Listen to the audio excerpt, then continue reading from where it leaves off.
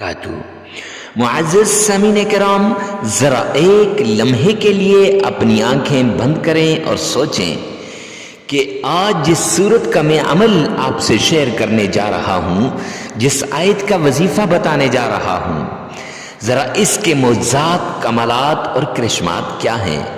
ایک ایسا گھر جہاں رات ڈھل چکی ہو، چولہا ٹھنڈا پڑا ہو، برتن خالی ہوں اور بچے بھوک سے بلک بلک کر اور سسکتے ہوئے سو جائیں۔ کمرے کے ایک کونے میں ایک ماں کمزوری اور بیماری سے کراہ رہی ہو، اور صحن میں ایک باپ تنہا بیٹھا آسمان کو دیکھ رہا ہو، اس کی آنکھوں میں سوال ہوں، ہونٹ خاموش ہوں اور دل چیخ چیخ کے کہہ رہا ہو، یا اللہ، کیا میری محنت کم ہے؟ اے کریم رحیم مولا، میرا یقین کمزور ہے۔ یا غفور الرحیم، تو پھر میری آزمائشیں کیوں ختم نہیں ہو رہی؟ ابھی میری آزمائشیں ختم ہونے کا وقت نہیں آیا؟ یہ کوئی کہانی نہیں ہے، یہ بہت سے گھروں کی حقیقت ہے۔ یہ ان گھروں کی حقیقت ہے جہاں بھوک نے، افلاس نے، تنگ دستی نے ڈیرے جما رکھے ہیں۔ ہم میں سے کتنے ہی لوگ ہیں جو دن رات محنت کرتے ہیں، مگر حالات نہیں بدلتے۔ دعائیں کرتے ہیں ہر پل، ہر آن، ہر گھڑی اپنے مولا کے سامنے ہاتھ پھیلاتے ہیں، مگر راستے بند نظر آتے ہیں۔ ایسے لمحوں میں شیطان دل میں وسوسے ڈالتا ہے، چھوڑ دو، کچھ نہیں بدلے گا، مت پکارو اپنے رب کو، اللہ تو تمہیں نہیں دے رہا۔ مگر میرے بھائیوں اور بہنوں، یہی وہ لمحہ ہوتا ہے جہاں اللہ اپنے بندے کو آزما رہا ہوتا ہے۔ قرآن میں اللہ سبحانہ و تعالی نے ایک ایسی صورت نازل فرمائی جس میں چند آیات ہیں، مگر معنی میں اتنی بڑی ہے کہ بھوک کے اندر اگر انسان صبر کر جائے تو یہ اس کے حالات کو تبدیل کرنے کی طاقت رکھتی ہے، اور صبر اور شکر میں یہ انسان کو ایسی نعمتیں عطا کرتی ہے کہ انسان سوچ بھی نہیں سکتا۔ یہ وہ صورت ہے جس صورت سے زندگی بدل جاتی ہے، نصیب اور تقدیر کے بند تالے کھل جاتے ہیں۔ جی ہاں، آج آپ سے ایک کہانی شیئر کرنے جا رہا ہوں۔ یہ کہانی نہ کسی عالم کی ہے، نہ کسی ولی کی ہے، یہ کہانی کسی بزرگ کی نہیں ہے، بلکہ یہ کہانی ایک عام دیہاتی آدمی کی ہے۔ جی ہاں، جس کے حالات ہمارے اس عمل سے بدلے ہیں، جس کے زندگی ہمارے اس عمل سے تبدیل ہوئی ہے، جو حالات سے ہار چکا تھا، تھک چکا تھا مقابلہ کر کر کے، اور رشتہ داروں کے تانے سن سن کر اب بس ہو چکی تھی اس کی، تو میرے بھائی، جس کے پاس آخری سہارا صرف ایک چیز تھی، اور وہ چیز اللہ رب العزت کا کلام تھا، اس نے نہ کوئی تعویذ مانگا، نہ کسی کے دربار پر گیا، جی ہاں، نہ کسی انسان کے آگے ہاتھ پھیلائے، اس نے صرف اس قرآنی صورت کا عمل کیا، گھر بیٹھ کر کیا، یقین کے ساتھ کیا، اور جب وہ یہ عمل کر رہا تھا تو وہ اپنی آپ بیتی سنا رہا ہے کہ میرے آنسو میرے رخسار پر سے ٹپک رہے تھے، اور میرے آنسوؤں کو میں صبر سے تھمنے کی کوشش کرتا تھا، لیکن وہ نہیں تھمتے، اور پھر اللہ نے دکھا دیا کہ وہ کیسے کمی کو کثرت میں بدلتا ہے، آنکھوں کے آنسوؤں کو مسکراہٹوں میں بدلتا ہے، اور ٹوٹے ہوئے دلوں کو کیسے وہ جوڑتا ہے، ٹوٹے ہوئے گھروں کو پھر سے کیسے وہ آباد کرتا ہے۔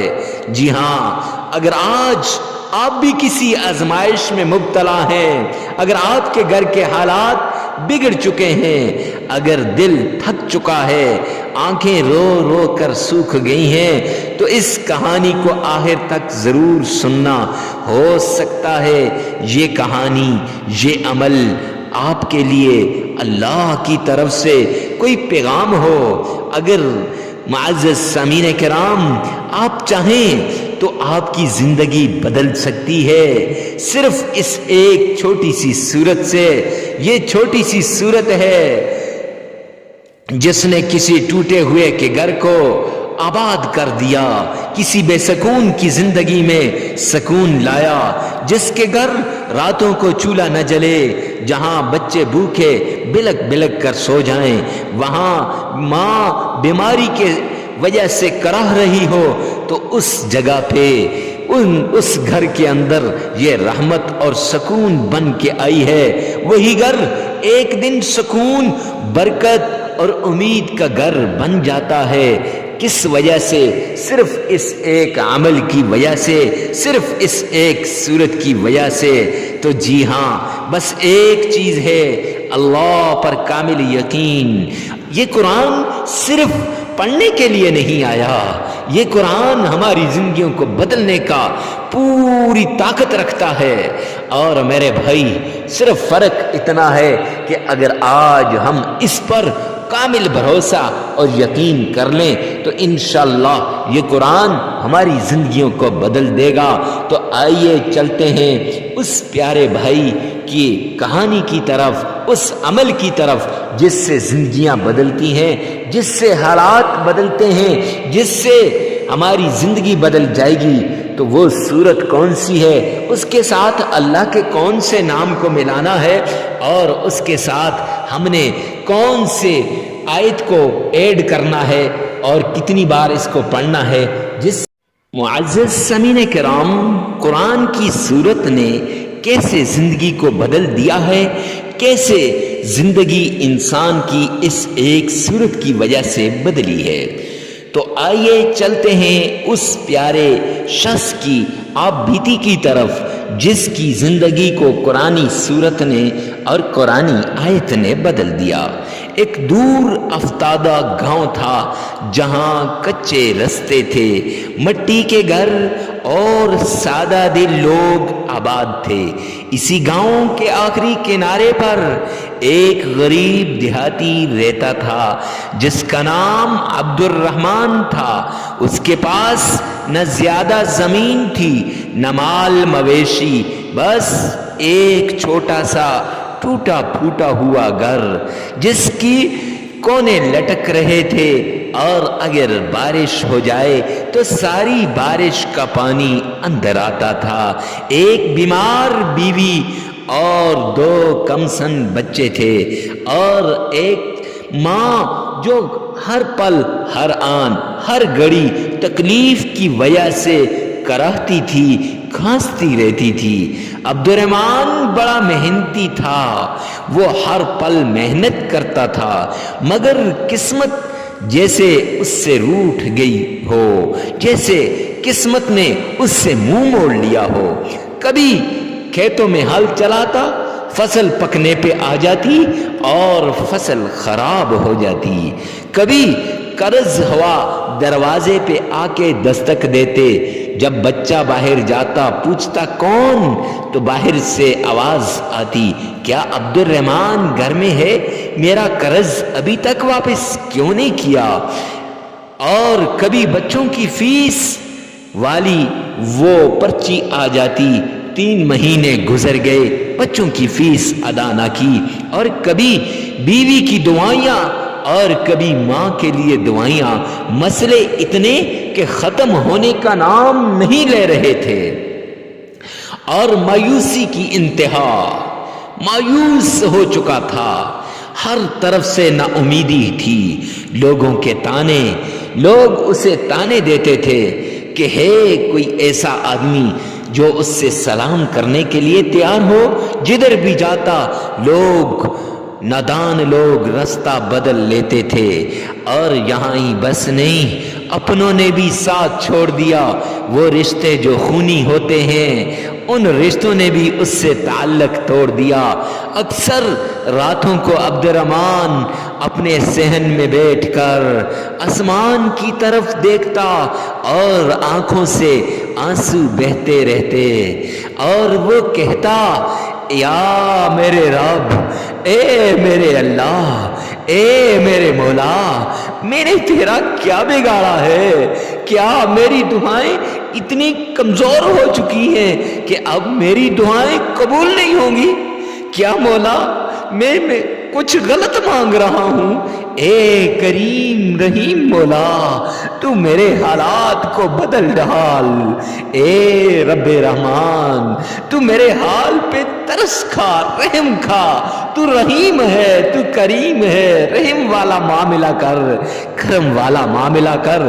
یہ دعا اس کی زبان پہ ہوتی، آنسوؤں سے اس کی آنکھوں سے ایسے بہتے جیسے ندی سے پانی نکل رہا ہے، چشموں سے پانی جاری ہو، رخسار سے آنسو گزرتے اور داڑھی مبارک کو تر کر جاتے۔ ایک رات فاقے کی نوبت آ گئی۔ بیوی نے کہا، عبد الرحمن کھانے کے لیے لاؤ، بچوں کو کچھ پکا کے دوں۔ بچے بھوک کی وجہ سے سو نہیں رہے تھے۔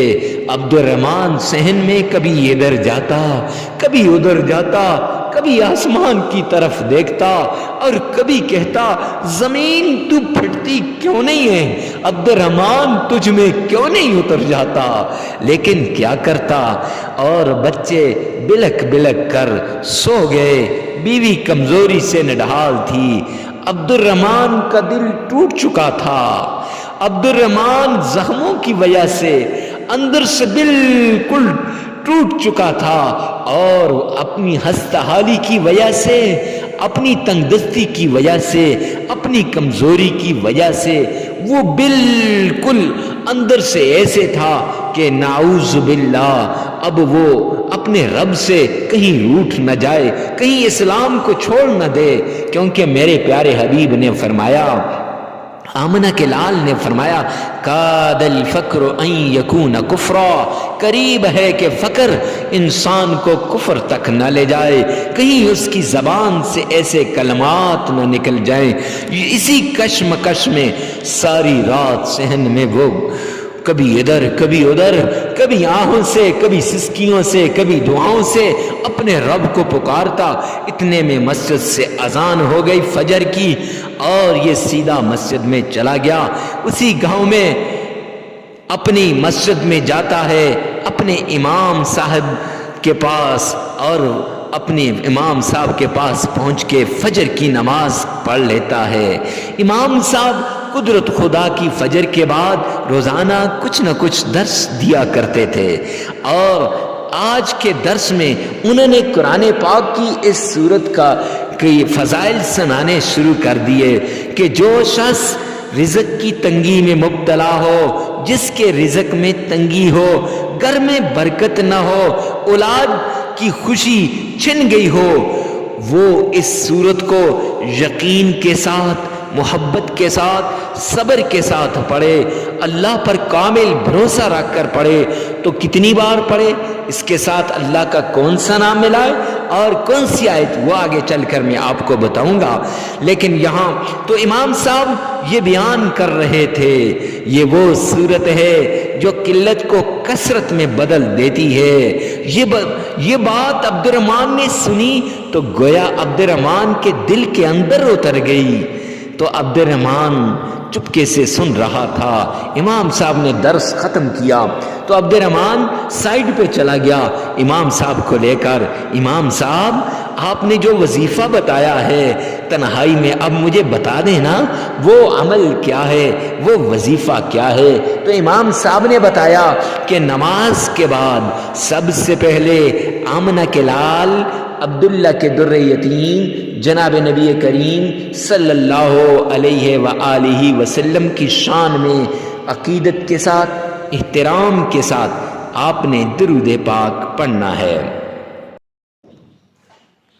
عمل کیا ہے؟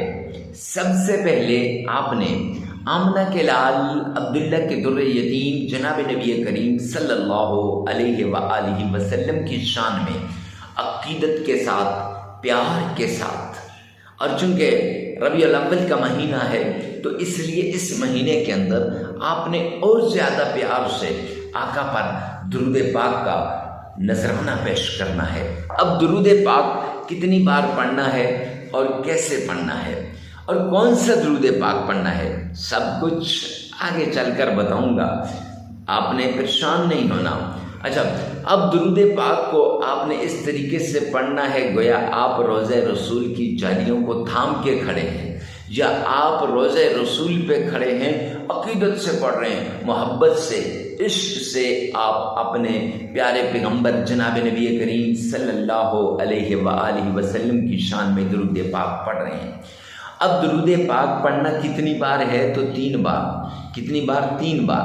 حدیث پاک کے اندر آتا ہے جامعہ ترمذی میں۔ اکثر لوگ کہتے ہیں نا مفتی صاحب آپ 3 بار کو کیوں حاص کرتے ہیں؟ تو میرے پیارے بھائی، جامعہ ترمذی جلدوں کی روایت ہے، سرور کونین نے فرمایا، آمنہ کے لال نے فرمایا کہ جو شخص مجھ پر 3 مرتبہ درود پاک پڑھتا ہے، کتنی مرتبہ؟ 3 مرتبہ، وہ اللہ سبحانہ و تعالیٰ کی ذمہ داری میں آ جاتا ہے۔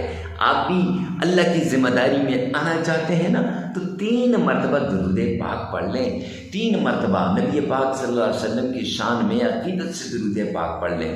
اب 3 مرتبہ درود پاک پڑھنے کے بعد اب پڑھنا کون سا درود پاک ہے تو درود ابراہیمی پڑھنا ہے۔ یہ چونکہ آپ نماز میں پڑھتے ہیں، دن میں کئی بار پڑھتے ہیں، اس میں اکثر لوگوں کا تلفظ بھی ٹھیک ہوتا ہے۔ تو اب پڑھنا کیسے ہے؟ تو آئیے میرے ساتھ مل کر ایک بار عقیدت کے ساتھ بآواز بلند درود پاک پڑھ لیجئے گا۔ اللہم صلی علی محمد وعلی آل محمد کما صلیت علی ابراہیم وعلی آل ابراہیم انک حمید مجید۔ اللہم بارک علی محمد وعلی آل محمد کما بارکت علی ابراہیم وعلی آل ابراہیم انک حمید مجید۔ یہ درود پاک آپ نے پڑھنا ہے، اور یہ درود پاک آپ نے صرف 3 بار پڑھنا ہے۔ اگر آپ کا تلفظ صحیح نہیں ہے، پریشان نہ ہو، اسی ویڈیو کے اندر سے آپ نے 3 بار پیچھے کر کے اس درود پاک کو آپ نے سن لینا ہے، اور ایک بار اپنی زبان سے لازمی ادا کرنا ہے۔ درود پاک پڑھنے کے بعد اب آپ نے کیا کرنا ہے؟ اللہ کریم کا یہ پیارا نام یا لطیف یا لطیف یا لطیف، اب 1001 بار آپ نے پڑھنا ہے۔ کتنی بار؟ 1001 بار یا لطیفوں کو آپ نے پڑھنا ہے، اور جب آپ یا لطیفوں کو 1001 بار پڑھ لیں گے، اس کے بعد آپ نے عقیدت کے ساتھ، پیار کے ساتھ اللہ کریم کی کلام پاک میں سے سورۃ الفاتحہ، سورۃ الاخلاص یہ آپ نے پڑھنی ہے، اور یہ سورہ اخلاص 11 بار پڑھنی ہے۔ یاد رکھیں، ہاتھ کی انگلیوں پہ آپ گن سکتے ہیں، اس کو 11 بار آپ نے پڑھنی ہے۔ تو اب کیسے پڑھنی ہے آئیے میں آپ کو پڑھ کے دکھاتا ہوں۔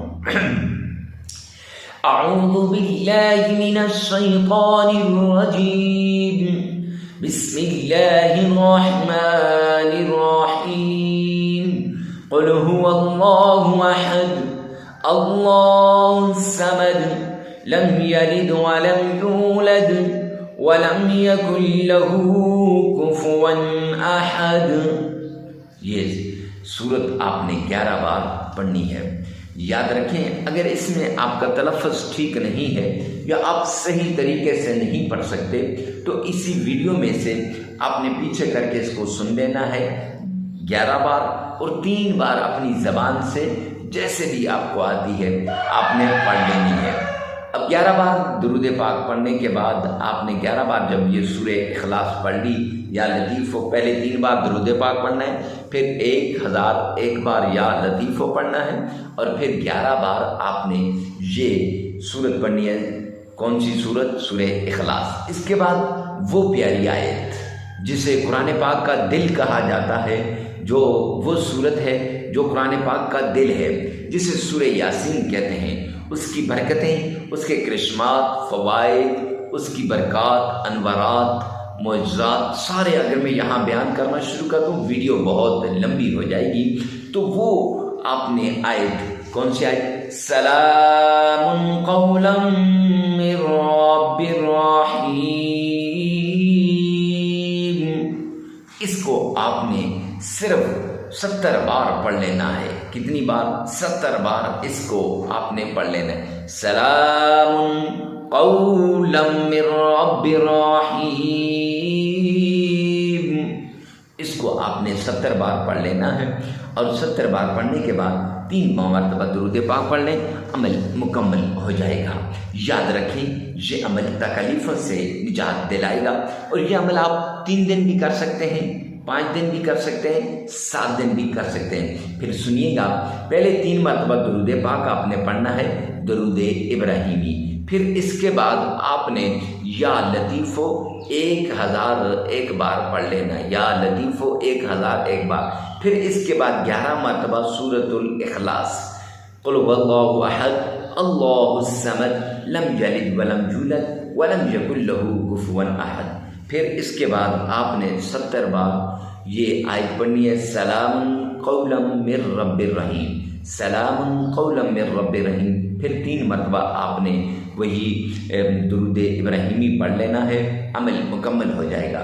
ویڈیو کو ثواب کی نیت سے صدقہ جاریہ سمجھ کر آگے شیئر کرنا مت بھولیے گا۔ اللہ میرا اور آپ کا حامی و ناصر ہوگا۔ والسلام۔